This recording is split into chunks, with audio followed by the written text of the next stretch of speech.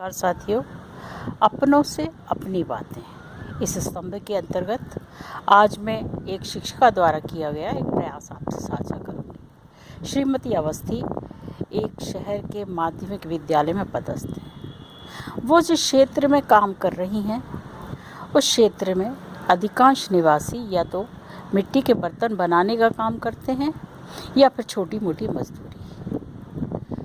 उन्होंने पाया कि DGLEP के माध्यम से भी वो बच्चों तक कोई जानकारियां नहीं पहुंचा पा रही हैं। ऐसी स्थिति में क्या करें? एक बार उन्होंने उस मोहल्ले की उस गली में जाकर देखा।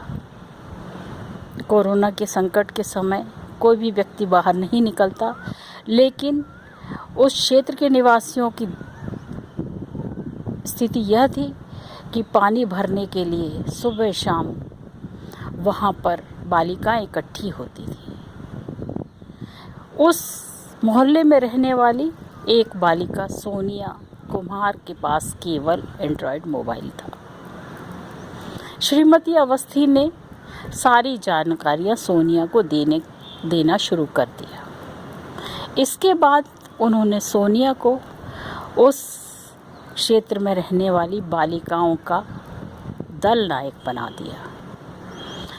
सारी बालिकाएं, कम से कम 7-8 बालिकाएं पानी भरने वहां आती थी। यहाँ से शुरू हुई जीवन की वास्तविक शिक्षा।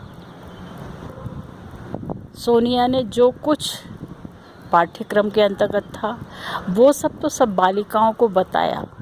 साथ ही साथ उन बालिकाओं ने मिलकर वहाँ के निवासियों को समझाया कि वर्तमान परिस्थिति में पानी भरते समय भी आपस में कितनी दूरी मेंटेन करनी है। एक दूसरे के बर्तन में हाथ नहीं डालना है। जहाँ जल का स्रोत है उसके आसपास साफ सफाई रखना है।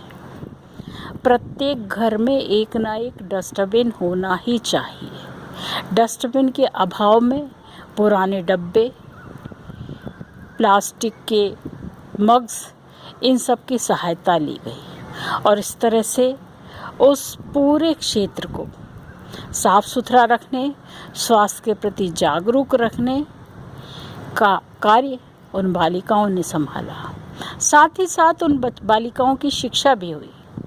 गीला कचरा, सूखा कचरा कैसे अलग अलग रखना है, कैसे उस कचरे का निस्तारण करना है, कैसे हमें जल को बचा कर रखना है, जल के स्रोत कौन कौन से हैं और भविष्य में इनकी आवश्यकता किस प्रकार पड़ सकती है, इन सब की जानकारियाँ आपस में उन बालिकाओं ने साझा की और साथ ही साथ अपनी शिक्षिकाओं के द्वारा दिए गए टास्क को भी उन्होंने पूरा किया।